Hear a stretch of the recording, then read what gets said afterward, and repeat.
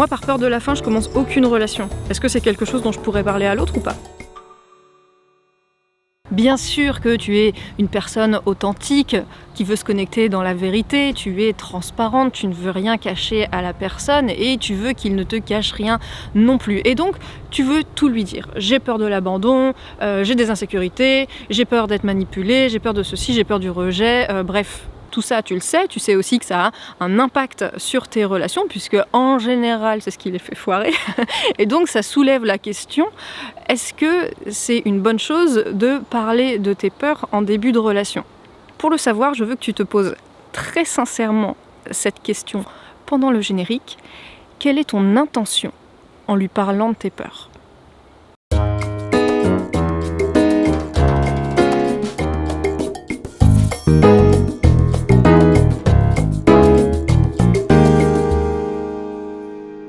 Quelle que soit ta réponse à cette question, et quelque chose me dit que la réponse est je crois qu'en fait c'est parce que j'ai besoin d'être rassurée.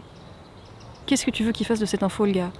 Je veux dire, on est d'accord que quand tu parles de tes peurs avant même que la relation n'ait commencé, tes peurs, elles ne le concernent pas du tout. Elles concernent tes relations passées, ce que tu as vécu avec les autres personnes qui sont passées dans ta vie avant lui.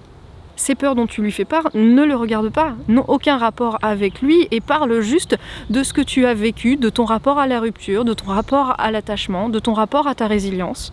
En gros, de tout ce que tu n'as pas digéré, et la seule chose que tu dis en substance, c'est « je suis pas prête ».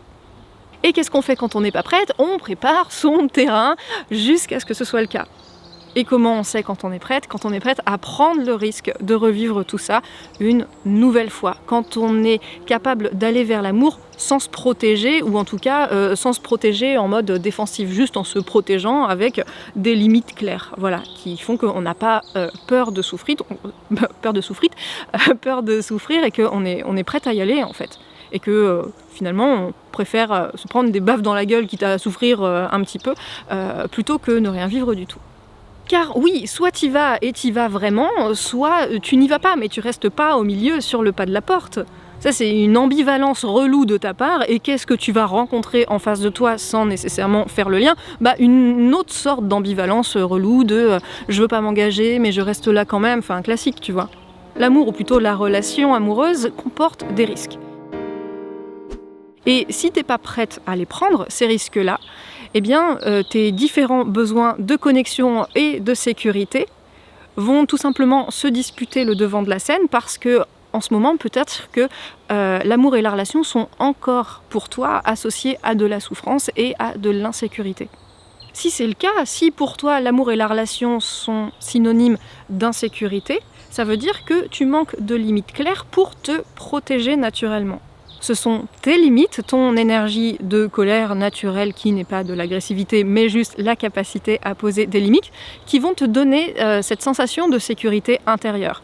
Ça veut dire, si l'amour est encore associé à de l'insécurité chez toi, qu'il y a une vision de la relation et une vision de l'autre comme représentant une menace. Une menace, pourquoi ? Parce que tu ne sais pas justement te protéger de manière saine. Comment veux-tu que ça marche si tu pars dans la relation avec ça ? Une rencontre et un début de relation, ça se joue sous les signes de la légèreté et d'ouverture. Si tu commences direct à parler de tes peurs, mais t'amènes une lourdeur maximale qui va juste plomber toute cette énergie de découverte.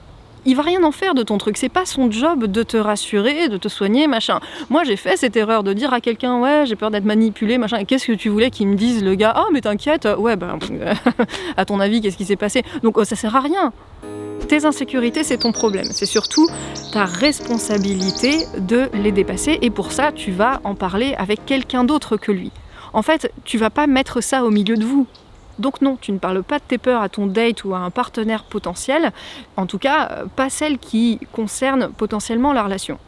T'as peur des requins, t'as peur de parler en public, machin, oui, ça, vas-y à fond. C'est le genre de choses qui crée du lien et puis qui montre ta personnalité. Mais tout ce qui peut concerner la relation, tu vois ça soit en coaching, soit dans le jardin des tourtereaux, qui est mon programme en ligne où on bosse justement toutes ces choses-là, ton rapport à la peur et ton rapport à tes insécurités, puisque en fait on en aura toujours des insécurités, il faut juste les ramener à un niveau qui est supportable et qui est gérable vulnérable au quotidien.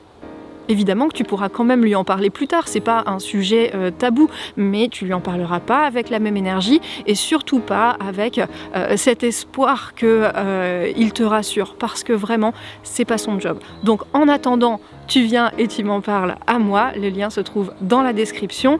On se retrouve la semaine prochaine pour la nouvelle vidéo, et puis en attendant, mets un pouce si tu as apprécié cette vidéo.